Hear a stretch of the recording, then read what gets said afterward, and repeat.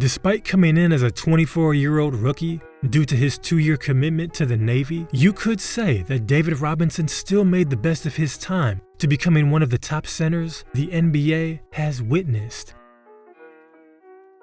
With his intimidating 7-foot, 230-pound figure, and with a muscular and lean frame, Robinson used his strength and skills to get his opponents begging for mercy. Thanks to his post-game, Robinson won 2 championships, got the All-Star Award 10 times, was a Defensive Player of the Year, and was named MVP.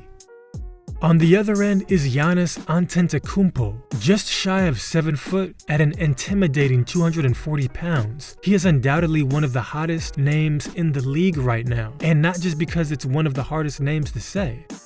Ever since he broke the 50-year jinx with the Bucks and led them to their first NBA championship in 5 decades, not to mention the impressive postseason run resulting in the Finals MVP, there has been nowhere else to go but up, and Giannis has since been the name on everyone's lips.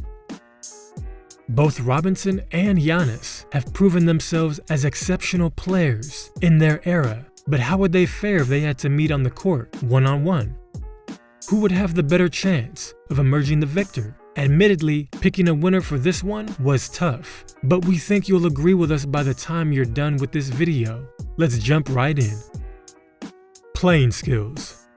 The major divider would always be that David Robinson played in a completely different era from Giannis. There are so many things different about the style of play then and now. Still, Robinson was dominant despite his prime being the same as prime Michael Jordan, and we all know how that went. He was so good that for about 4 years, Robinson was considered by some the most dominant player just after Jordan. Comparing Giannis and Robinson is tough, but when it comes to brute strength and aggressive mentality, the winner will always be Robinson. As a shooter, Giannis has his hot and cold shooting spurts, and is certainly improving in this area, but in reality, shooting isn't really as relevant in a one-on-one matchup between 2 bruisers like these guys. For his size, Robinson was faster than his opponents anticipated. Being left-handed would also work in his favor in a one-on-one matchup against Giannis. Robinson was a bully at the rim, and the combination of speed with his rough play would leave Giannis at odds. But on the other end, Giannis has an insanely strong yet lanky build with athletic ability not really seen by many his size. Now, what about stats? Robinson had more steals, blocks, and rebounds per game. It also should be noted that he was awarded Rookie of the Year, blocks leader, rebounds leader, and scoring leader. Oh yeah, and you can't disregard his dominant 71-point game. Giannis is excellent as well, with a Finals MVP and 2 season MVPs under his belt. But as far as the stats go, and dominant performances, Robinson takes the cake. Another great thing about David Robinson was his defensive play. For a center, he was heavy on the boards and blocked shots even better. So if players like Howard and Anthony Davis can still score in today's NBA era, then there's no doubt that Robinson would thrive as well, if not more. You could argue that Giannis is better at snagging a rebound and running the full length of the floor, but that just means that even though Giannis is more comfortable with fast-paced games, Robinson would still be able to hold his own, down low, and put up a fight in a one-on-one. So let's try to even it up a bit to see how Robinson's style of basketball would have blended with Giannis' style today. What we saw more of in the 90s was the half-court grit and grind style, which Robinson excelled in naturally. However, today's style of space and pace would also work well with his skill. The Admiral knew how to hold his own in the half court, but he was even better in the open court. Prime Robinson was exceptional at running the floor. It was typical for teams to try and slow Robinson down by packing the paint. This would still be a dangerous strategy today, thanks to Robinson's impressive passing abilities.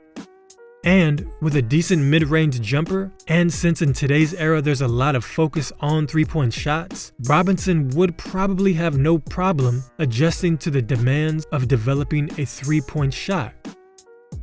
As a shot blocker, both players possess great ability, but Robinson is just one of those guys that has made a name for himself as consistently protecting the rim. With a matchup against two superior shot blockers, this would indeed be a blast to watch these two talented men go against each other. All-around play. There is no denying that Robinson has always been a complete player. During his Defensive Player of the Year season, he had a ridiculous 4.5 blocks per game and managed to pull off a quadruple double, seemingly just to show off. As a shooter, both thrive on different areas of the court, but Robinson was so fundamental with his post game, and Giannis is so freakishly athletic, I really think that it would be rare to see any shooting if these two met on the court. And if there was, each would have their share. Giannis would certainly give Robinson a tough time as he's kind of a tryhard and is aggressive when it comes to attacking the basket. Each season, he unlocks a new package from his list of skills and is becoming a better player every year, especially with his outside shot improving significantly. Dominance and work ethic are qualities that make Giannis stand out. So it's no surprise that many people are talking about him potentially being the best in the league right now. However, we must look at the crop of players that David Robinson excelled around. They were all exceptional, but he still managed to get the world to focus on his playing skills as well. That says a lot about the quality of this player and how he would do in a one-on-one game with Giannis. Conclusion. We believe that this is keenly contested. However, based on all the facts we have highlighted, David Robinson takes this one. Thankfully, Giannis still has time on his side, so he might still improve more on his game and take the cake the next time he would go one-on-one with Robinson. Now, if the debate was who had bigger shoulders, well, that's a much more difficult one to analyze.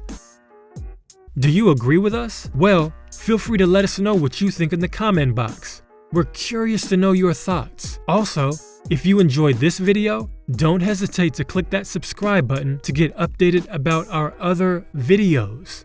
Peace.